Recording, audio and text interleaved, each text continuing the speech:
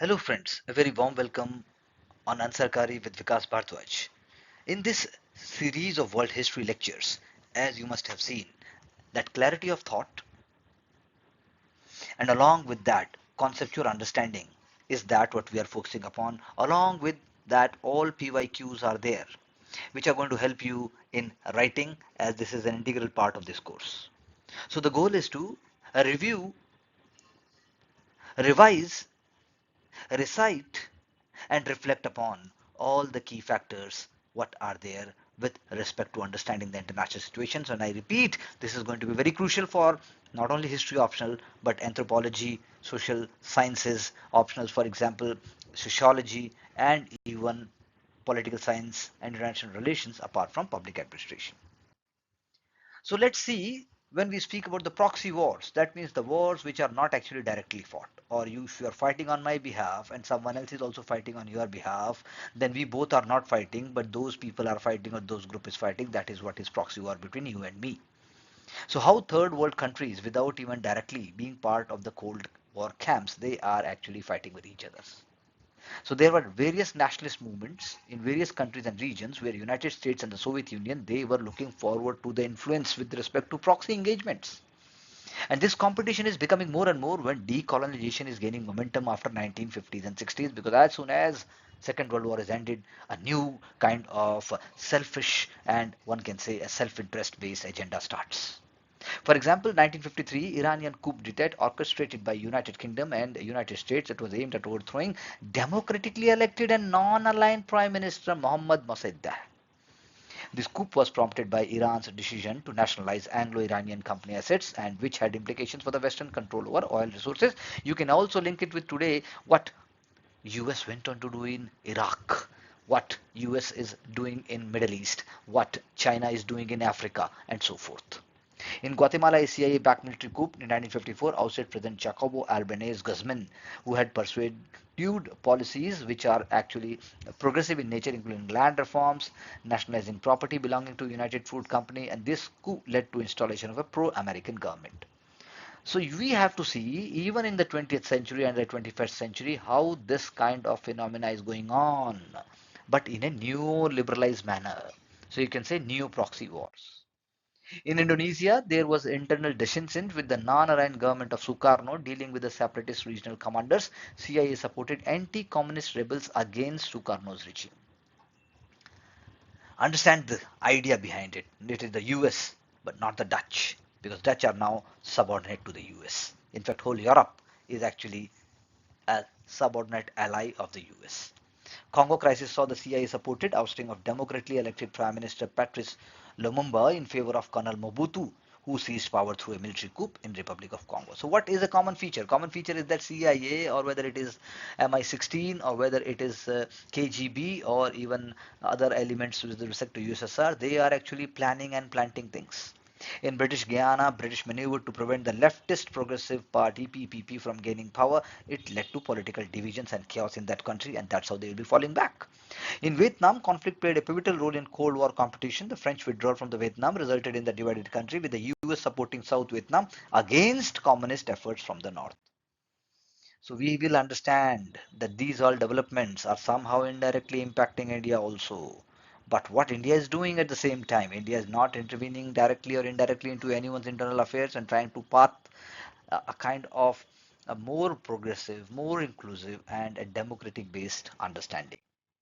So you see what was happening. Congo crisis 1961. Please do have a look at the world history map with respect to African continent and even South African continent. Here we are even showing you Guyana, Suriname, and French Guiana. Even Indian are having very good relations because a lot of Indian origin people are there. Let's see construction of Berlin Wall 1961. Nearly 2,000 refugees a day were fleeing the west through the West Berlin, exposing the hardships under the communist rule. It is a symbolic idea also in today's social media times. You can think of what would have happened. This was causing a massive brain drain in the East Germany, and at the Vienna summit in June 1961, Khrushchev demanded the US leave West Berlin within 6 months because it was giving a very poor image to the USSR. Kennedy refused, and instead it said that we are going to give West Berlin the freedom. We are guaranteeing it. On August 13, Khrushchev closed the border between East and West Berlin and started the Berlin Wall, culminating with the city's de facto partition. Now, Nikita Khrushchev earlier explained Mao Zedong that Berlin is the testicle of the West. Every time I want to make the West scream, I will squeeze on Berlin because Berlin is there in between. So that's how it is. It is the East Germany which is under control of USSR, and it is the West which is there under the control of the West, and this is how where is Berlin. So in Berlin is also divided between the East and the West, and the East you have role of USSR, and the West the French are there, British are there, Americans are there. So you see the East Berlin River Spree is there, it is shown, in the West Berlin Brandenburg Gate, this is the checkpoint Charlie, and this is the former course of the Berlin Wall. After 1990s, this wall was demolished. This wall was dismantled, one can say, and now there is a complete one zone, and these things are part of the museums and the future history. Another very good example is of the Fidel Castro of Cuba in 1959 and the Bay of Pig invasion 1961 and Cuban Missile Crisis of 1962. Very, very important event, and UPSC have already asked you questions in the general studies and also in other elements wherever feasible. By the end of 1950s, there was a massive tension in the Cold War with respect to arms race.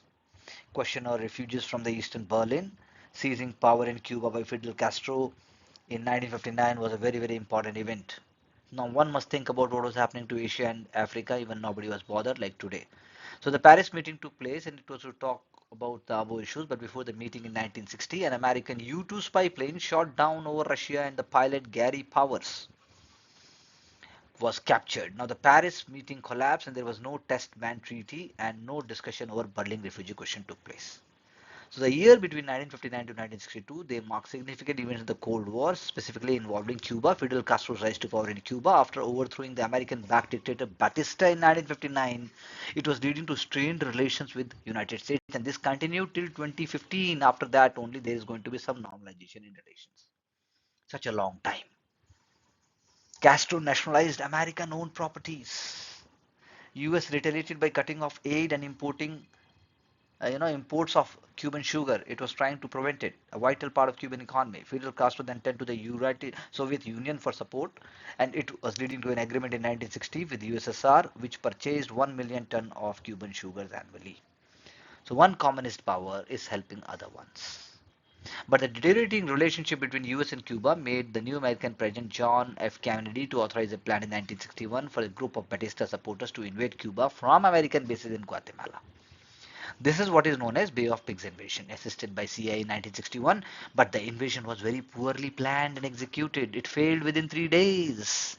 And following the failed invasion, Castro declared Cuba a Marxist and socialist country. Kennedy continued his effort to undermine Castro's regime, including sinking Cuban merchant ships and sabotaging installations on the island, and even conducting invasion exercises. Today's time, this is being done by the US, by China, and by Europe through trade. Trade is the weapon now. And also the new war strategy and techniques, it is required through cyber warfare. It is required through drone. It is required through other kind of stuff and not this direct ones. So you can think of Fidel Castro, who was born in 1926 until 2015. As I told you, he was the normalization of relations between US and Cuba did not started, and he died at the age of 90. A very important symbol was there. This is Cuba, this is Bay of Pigs over here, and this is Havana, and this is Guantanamo Bay. Very important. Do check out Guantanamo Bay from the perspective of the US, because it was US Kalapani. So it is here, United States, Florida, Miami. This is Gulf of Mexico, which US wants to be called as Gulf of America, and then Havana, and then that's how Cuba is there along with the Caribbean Sea. Prelims questions are expected from this. So now you can think of the Bay of Pigs invasion, as I told you, from Miami, and how it is Guatemala, Honduras, Nicaragua, and then Cuba, and over here from San Juan, Puerto Rico. But then it was a failure. Again, one more example I'm giving you from Miami and Florida. This is how it is below the Tropic of Cancer, and then Bay of Pigs, very important. That is how they wanted to enter. Point of interest, air route, and also motor route is shown. In response, Castro sought military assistance from the Soviet Union. This was bound to happen. Soviet leader Khrushchev made the decision to deploy nuclear missile launchers in Cuba, aimed at major cities in the US. Now you can think of this. He took that risky decision as the Russians had lost a lead in the intercontinental ballistic missiles. It was to counter what Americans had done to Turkey in 1959. They had deployed Jupiter nuclear missiles from the bases in Turkey near Soviet border. As Khrushchev put in his memoirs, the Americans had surrounded our country with military bases. Now they would learn what it feels like to have enemy missiles pointing at you. So it is the US which started it first. So the discovery of missile bases under construction in Cuba by a U-2 spy plane tensed the situation. In October 1962, Kennedy initiated blockade of Cuba with the aim of preventing 25 Russian ships from delivering missiles to the country. The situation was very tense and the world stood on the brink of a nuclear war. You thanked Secretary General of the United Nations, and he was from Myanmar, if I'm not wrong. Please do cross check. He appealed to both sides for a restraint. And finally, you can say a compromise was reached, and the Khrushchev made first move by ordering the Russian ships to turn back and pledge to remove missiles from Cuba and dismantle missile sites. In return, Kennedy promised that the United States would not invade Cuba again and also agreed to disarm Jupiter missiles in Turkey, although this was not to be publicly discussed. So you can think of how international relations between countries work. During this critical time, an American U-2 spy plane was shot down, but Kennedy chose to overlook the incident. Castro was furious with Khrushchev for apparently abandoning him without consulting the Cuban government. The relationship between Cuba and Soviet Union became little strained for several years following the crisis. Now you can think of every country wants their own benefit. Many years later, Khrushchev claimed victory in the Cuban Missile Crisis. He believed that he achieved both his objectives. The United States never threatened Cuba again, which remains a communist nation today, and the US missile sites in Turkey was also dismantled by November 1962. So this is how very important for the mains examination, and this question will be asked somehow indirectly or directly. What we have to think, and we will discuss in our personal interactions, that what was the response of India in this regard, what India wanted, and that is how you will be writing answers and I'll be checking them. So this is how it is. And in the mains examination, you are not supposed to draw all the world maps. You can just show it. So the Cuban Missile Crisis, and then the range of short missiles 1600 kilometer and the range of long missiles 3200 kilometers. In this context, you must think about the range of not only BrahMos but also Agni and all the Agnis, I would say, not just one. Although the crisis only lasted a few days, it brought world to a dangerously close nuclear war. It held the importance of MAD, that is mutually assured destruction. हम तो मरेंगे सनम तुम्हें भी ले डूबेंगे. So it was sure that both the countries having so much amount of nuclear weapon, something must be done. So 1969-63 hotline was established between Moscow and Washington to facilitate immediate communication in the time of crisis. July 1963, USSR, USA, Britain, they all signed nuclear test ban treaty, but the question arises, who gave them the power to do the test and who are they to stop other countries to doing so? That is why India always opposed that. Nuclear test exclusively underground to prevent further atmospheric pollution. Now they were thinking about atmospheric pollution. See, in 1968, nuclear non-proliferation treaty was signed with the superpowers pledging not to provide nuclear technology to other nations.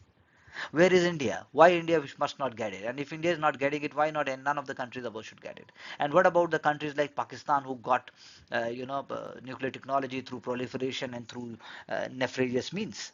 Today, Iran is also part of NPT and which is thinking even to abandon it. So that is why everything must be there in the global scenario on the basis of fair and also honest and transparent basis, which is not there. So the ideas which led to First World War, ideas which led to Second World War, ideas, these kind of ideas still roam around. Both sides could claim some degree of victory, but both realized the fear of the nuclear war that led to significant reduction in tension between superpowers. While Kennedy was applauded for standing up to Soviets, Khrushchev's support lost of prestige. In China, severe times with Soviet Union in 1964, and Khrushchev was forced to resign as a leader in 1964, as I just said. Various historians have commented on the relationship between US and Soviets in these times. The Berlin Wall, not only divided Berlin, it became symbol of division. Division of Germany, division of Europe, division of communist East and democratic West. Communists presented it as a protective shell, and the West presented it as a prison wall. Americans believed that it was in their duty and necessary to use security to resist the expansion of communism wherever it occurred. During the 1960s, this led them to brink of nuclear war. It showed the coexistence was a showpiece. Khrushchev was determined to show that communism would compete and it will beat the West. So both the powers are actually not very progressive in nature. Cold War was a mixture of religious crusade in favor of one ideology or the other, and the most ruthless power politics was seen at that time. So MAD, as I just told you, that is mutually assured destruction is near. That's how the whole world will be reacting. Another example is of Czechoslovakia. A short rebellion was there in 1968. It was seen as a ray of hope for people because the country wanted to be on a transformative journey towards independence from Soviet dominance and known as Prague Spring, like the way Arab Spring was there. So Romania's own break from Russian influence and efforts to boost relations with the West set a precedent for Czechoslovakia's action. Czech people were also discontent with the Russian control, like the one from Romania. And the idea that they will be able to have their own destiny, own freedom, and own democratic system was their motivator. So economic hardship was there, stifled freedom was there, and some hope for support from the United States was also seen. And under the leadership of reformist Alexander Dubek, the nation embarked on a series of liberalization, collectively known as Action Program. What it included, for example, freedom of press, freedom of speech, freedom of movement, while prioritizing consumer goods within the economy, people having easing of life, potential for a multi-party government, restraints on secret police, and even withdrawal from the Warsaw Pact were also on the horizon. So the Prague Spring commenced with Dubek's election as the first secretary of the Communist Party of Czechoslovakia and extended until the unfortunate intervention of the Soviet Union and fellow Warsaw Pact members. This intrusion was justified by the USSR because it was believed that whatever Czechoslovakia is doing, it is not in the benefit of its own and also not in the benefit of other communist nations. So Brezhnev Doctrine, that is what it is called, which asserted US authority over Eastern Europe nations and their commitment to communism. On August 20, 1968, Soviet military accompanied by other Warsaw Pact nations invaded Czechoslovakia. Czechoslovakia faced invading tanks non-violently, adorning soldiers with flowers rather than engaging in combat. Despite their peaceful stance, the invasion triggered a wave of immigration, ignited fervent protests from various quarters, including Yugoslavia, Romania, China, and communist parties in Western Europe. So you can think of the world was churning through, and the world events were actually impacting India also. India, being such a large, diverse, and a huge country, never went to the brink or the idea of such kind of problem and issues. In fact, everybody was calling India will be the one which will be collapsing. Do look at this map from the perspective of the prelims because you will be getting it anyhow. Defense of northern and central region, as I see NATO. See, this is how the NATO forces are working. This is how the Warsaw Pact. So red one and the blue one, they are the two ones, and they are reflecting NATO and the Warsaw ones. Czechoslovakia was forced to return to the communist control. Russian troops remained stationed there. The leadership of the Communist Party of Czechoslovakia underwent major changes. Numerous business leaders were dismissed. Anti-communist individuals were arrested. Invasion and its aftermath solidified Russian control behind the Iron Curtain, reinforced by Brezhnev Doctrine. This doctrine sanctioned intervention if anyone is trying to replace Marxism, Leninism with capitalism. Communism must survive, must be steadfast, even if it is risking a global conflict. That was the doctrine of USSR. People were at the mercy of the big powers. Like today, people are at the mercy of big powers like the USA or even China, and that is what India always want to discourage. Prague Spring, again, a very, very important concept and a very important development we have discussed. Now let's see another example of Chile under Salvador Allende, 1970 to 73. September 1970, Salvador Allende, a Marxist doctor of medicine from a middle-class background, won the presidential election as the leader of the left-wing coalition of communists, socialists, radicals, and social democrats. It called itself Unidad Popular. It was a narrow victory, but it was enough to make him president. The world's first Marxist leader to be voted to power through a democratic election. A very, very important and a significant aspect you can always mention in the mains exam, in ethics, or also in essay. But how did Allende came to be elected? Chile, unlike most South American nations, have a tradition of democracy. There were three main parties or the group of parties: United Popular on the left, Christian Democrats also left inclined, and National Party, that is liberal or conservative coalition. The army played little part in politics, and the democratic constitution, similar to that of USA, except that president could not stand for re-election immediately because in US it can be doing so, was usually represented. So the election of 1964 was won by Eduardo Frei, leader of Christian Democrats who believed in social reform. He also took over half the holdings in the American-owned copper mines with suitable compensation. The American government admired his reform and poured in lavish economic aid. You can understand why.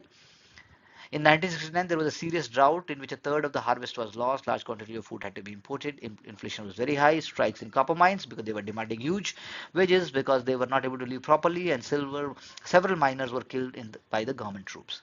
Allende skillfully used this situation and ammunition for his own benefit in 1970 election campaign, pointing out that Frey's achievement fell short of his promises. Allende's coalition had much better campaign organization than other parties and could get thousands of supporters out on streets. Allende himself inspired confidence because he was elegant and cultured.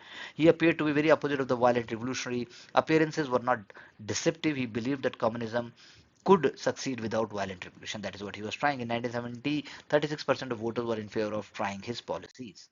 So that is why this was a change. Now you can think of what today is happening in Venezuela, which is seeing very hyperinflation, and even the elections recently which were done in Venezuela were not recognized by the United States.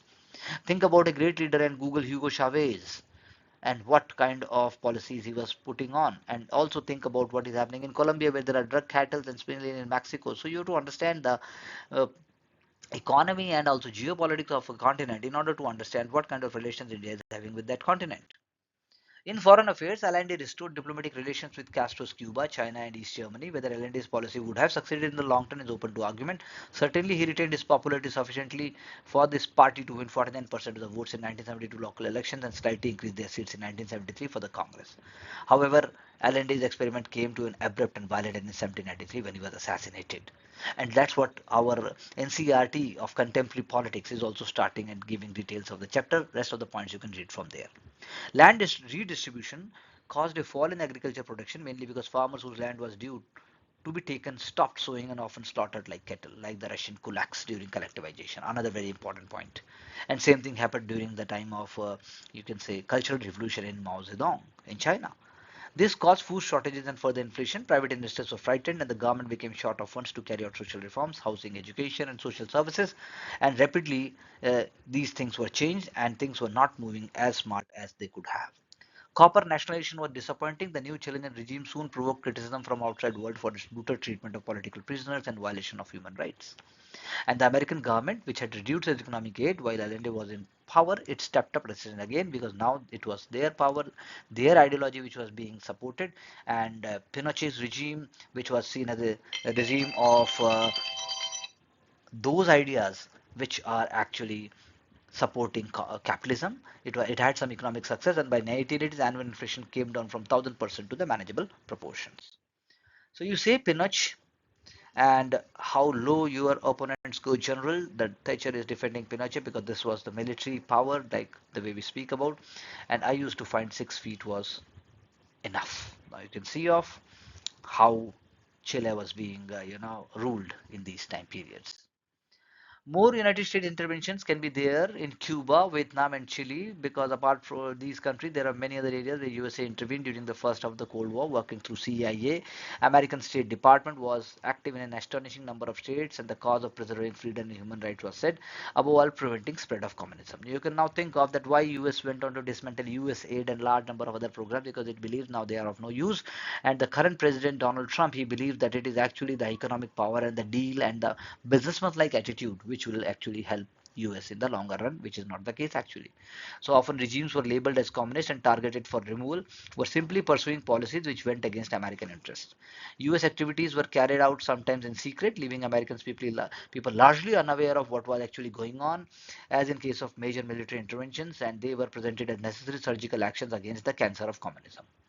Techniques including attempting to carry out assassinations, rigging of elections, organizing of financing acts of terrorism, economic destabilization, and in the last resort, full-scale military intervention was there. So USA tried to build up their influence and power in the world by exercising control over such countries like Iran, Guatemala, Costa Rica, Indonesia, Guyana, Iraq, Cambodia, Laos, Ecuador, Congo, Zaire, Brazil, Dominican Republic, Ghana, Uruguay, Bolivia, East Timor, Nicaragua, and many more. Now you can think of what US had been doing for a very long time and India stood its ground when US had been supporting Pakistan because of its own self-interest. Now let's understand and see Vietnam's invasion of Cambodia in December 1978 because Vietnam invaded Cambodia to remove Khmer Rouge regime of Pol Pot. Pol Pot, a very, very narcissist and a brutal, and in one can say he was a dictator of all sorts. The invasion became a turning point in the Cold War and a major source of international tension because Khmer Rouge committed Cambodian genocide, killing between 1.5 million to 3 million people. It repeatedly attacked Vietnamese territory, including Ba Chu massacre, which nearly killed 3,000 Vietnamese civilians. Vietnamese leaders believed Khmer Rouge government was pro-Chinese and hostile towards Vietnam. So these are the basic elements. What happened after the invasion? Vietnam ousted Khmer Rouge, replaced them with People's Republic of Kampuchea. Vietnamese occupation of Cambodia lasted for a decade, damaging Vietnam's economy and relations with the international community. That is what was happening. China invaded Vietnam in response because China never was appreciating the fact that Vietnam went on to remove the Khmer Rouge regime in Cambodia. So Vietnam-Cambodia war, very important. You can just have a look at the war. This is very important part of the map. You have to see Indochina and administrative divisions is there. This is the Cambodia. This is here. You have another part. You have Cambodia protectorate. You have Conchiana, direct rule, and Laos is also shown here. Similarly, here you can see Vietnam-Cambodia flights. Vietnam, Hanoi, Sapa, Cambodia, Siam Reap, Nam Phnom Penh, and then Ho Chi Minh and Mekong Delta is also shown. Very, very important for the prelims and also for the mains exam. You can get always a question in general studies. This is what Pol Pot went on to do. China launched a surprise attack on Vietnam, as I just told you, on February 17, 1979. Already we have discussed in details about the Vietnam War, how Vietnam went on to have its own economy, own independence, and also a socialist but progressive economy. So it marked the beginning of a Sino-Vietnamese war here in 1979, known as Third Indo-China War, which lasted about 4 months, and China went on to withdraw later on. Chinese invasion we have seen in India also, that is a separate point, and we have discussed it separately in another lecture. The Chinese attack was a full-scale invasion of the north, and the Chinese attack involved infantry, armor, and artillery. China captured several cities near the border, and the war cost tens of thousands of lives on both sides. So what it showcases is that China is not just in today's time, but even 50 years ago, it was having a vision and clarity that its expansionist, and also its imperialistic policies were witnessed, because it is not that it was not ready to do so. China war was triggered by several factors, including Vietnam toppling the client state. The key word here is client state, like Myanmar is a client state. Whole world is not looking at it, but China is actually using Myanmar effectively. Soviet Union also threatened China in the north. This was also an internal power struggle within the Chinese Communist Party. One point is there. The war had a lasting impact on the relationship between two countries, but today Vietnam and China, if you just look out in terms of trade, they are having a great relation, and economy is also going. In fact, Vietnam is a competitor for India in terms of textile and other kind of exports. Diplomatic relations between the two countries were not restored until 1991. So you say, again I'm showing the map. Map is very important. Please do have a look at how China border, it is over there at the top, and it is actually impacting. So let's see the questions over here. Globalization challenges traditional notions of sovereignty. Yes, we have discussed in some ways. UN's role we have not discussed in details, but there I have just given you a cursory and a passing note. Implications of rise of China in India's strategic thinking we'll do separately. Challenging of UN reforms that we can write through our newspaper series also. Relevance of nuclear deterrence theory after the Cold War. We have to discuss this separately, but some ideas I have already given you. Changing UN in global security is separate question. Origin and phases of the Cold War, very important. Dear Zipeng's reforms, we will see. OPEC and the politics of oil shocks is also I discussed somewhere. Evaluate the cause and consequence dissolution of USSR, that is to be seen in a direct way. Discuss emergence of European Union, we will discuss that. Trace the trajectory of globalization in 1990s and discontents, again for thinking purposes. Assess the evolution of Arab-Israeli peace process after the Oslo Accords. Examine the origin of Cold War historiography debate at the end of Cold War, and discuss Latin America's pink tide, because that is what happened in Latin America when we see the period ending towards Cold War and further. So I have given you a lot of questions through PYQs, and also we have discussed a couple of very, very pertinent events in context of the World War. Let's continue to move on with confidence and clarity, and we are going to write so well in the examination in order to get success and to serve motherland. That's where Ansarkari and our efforts will fruitify fruits. Thank you very much.